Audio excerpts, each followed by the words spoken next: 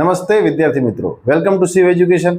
મિત્રો, આ વિડીયોની અંદર આપણે જોઈશું પ્રકરણ નંબર 11 વર્તુળ સંબંધિત ક્ષેત્રફળ, જેની અંદરથી બેઝિક ગણિતવાળા માટે માત્ર એમસીક્યુ જ પૂછાય છે. એ પણ છેલ્લા જે પ્રશ્નો છે 23 અને 24 એની અંદર પૂછાય છે. તો આમાંથી આપણા માર્ક્સ કપાવવા જોઈએ નહીં, બરાબર? તો આની અંદરથી માત્ર તમારે સૂત્રો તૈયાર કરવાના છે અને થોડું એનું બેઝિક કે સૂત્રો ઉપરથી કદાચ ગણતરી પૂછાઈ જાય તો આપણને આવડતી હોવી જોઈએ. બાકી એક સ્વાધ્યાયનો પ્રશ્ન કરવાનો નથી. ચલો જોઈએ કેવા પ્રશ્નો પૂછાઈ ગયેલા છે. પહેલા એની વાત કરીએ તો કીધું છે કે જો હવે આની અંદર છે ને આ જે પ્રશ્નો આપેલા છે ને, હવે તો કોષ્ટકમાં પૂછાય છે ને, તો આ પ્રશ્નો જે છે ને પહેલા પૂછાઈ ગયેલા છે.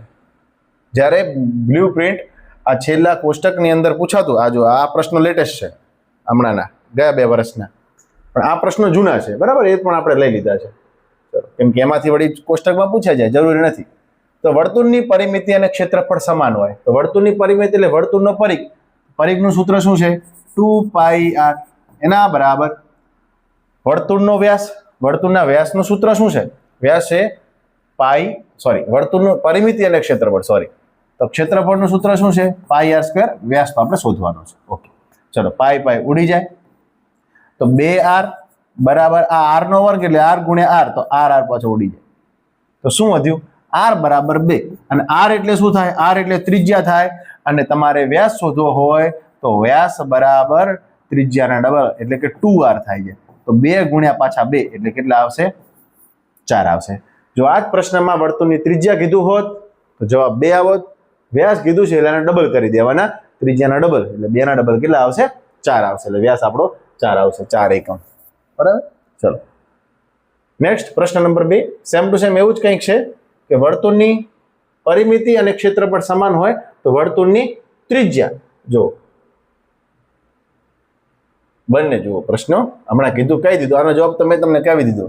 પરિમિતિ, ક્ષેત્રફળ સમાન સંખ્યા, વ્યાસ કીધો હોય અને વર્તુળની ત્રિજ્યા. તો પહેલા તો વર્તુળની ત્રિજ્યા કેટલી મળી હતી? 2, અને પછી એના ડબલ કર્યા હતા તો 4 થઈ ગયા. બંને પ્રશ્નો પૂછાઈ ગયા છે, તો જોઈ લેજો એકવાર. ચલો નેક્સ્ટ, 8 સેમી ત્રિજ્યાવાળા વર્તુળમાં અંતર્ગત ચોરસનું ક્ષેત્રફળ શોધો. જ્યારે આવો કોઈ પ્રશ્ન પૂછાય ત્યારે શું કરવાનું? એક હું તમને સૂત્ર જેવું લખાઈ દઉં, જો આવી રીતે કરવાનું. 4 ગુણ્યા 1/2 ગુણ્યા ત્રિજ્યા ગુણ્યા ત્રિજ્યા, આવી રીતે કરવાનું, બરાબર? અને અહીંયા આમ તો જોવા જઈએ તો 2 દુ 4 થઈ જાય, તો આવી રીતે કરશો તો પણ જવાબ આવી જાય છે. 2 ગુણ્યા ત્રિજ્યા ગુણ્યા ત્રિજ્યા, આમ કરશો ને તો પણ જવાબ આવી જશે. ચાલો જોઈએ.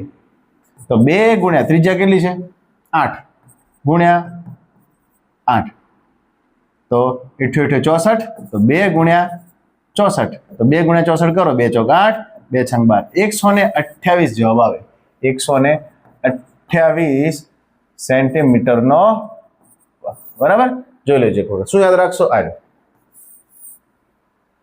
8 જે છે 8 ગુણ્યા 8 ગુણ્યા 2. એમ પણ ના આવડે તો ઘણું બધું થાય. ત્રિજ્યા ગુણ્યા ત્રિજ્યા એટલે ત્રિજ્યાનો વર્ગ કહેવાય ને. આનો વર્ગ કરો, 8 નો વર્ગ ગુણ્યા 2, તો પણ તમારો જવાબ આવી જશે, બરાબર? ચાલો નેક્સ્ટ. તો 3 રીત છે. 4 વાળું લખો તો એ જવાબ આવશે, એ તો સાદું રૂપ આપશો તો એનું એ જ આવશે ને. તો 2 ગુણ્યા ત્રિજ્યા, એ ના કરવું તો ત્રિજ્યાનો વર્ગ, અહીંયા જે ત્રિજ્યા આપેલી હોય એનો વર્ગ કરીને 2 વડે ગુણી દેવાનો, તો પણ જવાબ આપણો આવી જશે. ચલો નેક્સ્ટ. ચોથું કે r ત્રિજ્યાવાળા ત્રિજ્યાની જગ્યાએ કેપિટલ R મૂકવાનો છે. ત્રિજ્યાની જગ્યાએ કેપિટલ R અને ખૂણો P એટલે થીટાની જગ્યાએ P મૂકવાનો છે. વૃત્તાંશનું ક્ષેત્રફળનું સૂત્ર શું છે? પહેલા એ તો આવડતું હોવું જોઈએ. થીટા ભાગ્યા 360 ગુણ્યા પાઈ r નો વર્ગ. હવે થીટા ખૂણો કેટલા મૂકવાનો છે? P, તો P ભાગ્યા 360 ગુણ્યા પાઈ, અને r જે છે એ કેપિટલ R મૂકવાનો છે, તો કેપિટલ R નો વર્ગ. બસ આપણો જવાબ થઈ ગયો, બીજું કાંઈ છે નહીં. 2 કિંમત આપેલી છે, 2 કિંમત આપણે મૂકવાની છે. ઓકે, ચાલો આગળ. હવે લેટેસ્ટ પ્રશ્નો જે છે ગયા વર્ષના 2-3 વર્ષના એની વાત કરીએ. તો લઘુ વૃત્તાંશનું ક્ષેત્રફળ એટલે વર્ગ હોય, પાઈ r નો વર્ગ હોવો જોઈએ. બંનેમાં છે પાઈ r નો વર્ગ, અને ભાગ્યા 360 હમણાં મેં લખ્યું હતું, એટલે આમાં આવશે બી જવાબ. પાઈ r² થીટા ભાગ્યા 360. અર્ધવર્તુળનો પરિઘ જે છે 2πr, અર્ધવર્તુળનો પરિઘ એટલે પાઈ r. આ જે સૂત્ર છે એ નથી, બરાબર? ચલો, થીટા ખૂણાવાળા વૃત્તાંશના ચાપની લંબાઈ કેમ ત્યારે વર્ગની લખવાનો, થીટા વાળું લખવાનું. પાઈ r થીટા ભાગ્યા 180. વર્તુળનો પરિઘ એ તો હમણાં પણ સૂત્ર કીધું મેં 2πr. અને આ સૂત્ર પાછું કોનું છે? તો આ જો આ બે સેમ છે. એ સૂત્ર કોનું છે? લઘુ વૃત્તાંશના ક્ષેત્રફળનું સૂત્ર છે. ચલો આગળ. આર ત્રિજ્યાવાળા વર્તુળનો પરિઘ, એનું એ જ છે પરિઘ. આર ત્રિજ્યાવાળો કયો કે ખાલી વર્તુળનો પરિઘ કયો? એ તો એક જ કહેવાય ને, 2πr. અને થીટા ખૂણાવાળા લઘુ વૃત્તાંશનું ક્ષેત્રફળ વળી પાછું પૂછાયું છે. લઘુ વૃત્તાંશનું ક્ષેત્રફળ એટલે πr θ ભાગ્યા 360. તો બસ સૂત્રના જ પ્રશ્નો પૂછાય છે એટલે સૂત્ર આવડે. આમાંથી જોજો આ બોર્ડની પરીક્ષામાં આજે 3 પ્રશ્નો છે ને, 3 કોષ્ટક આમાંથી પણ હશે.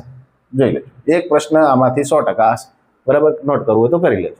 ઓકે, ચલો વિડીયો ગમ્યો હોય તો વિડીયોને લાઈક કરી દો, ચેનલને સબસ્ક્રાઈબ કરી દો. Thank you.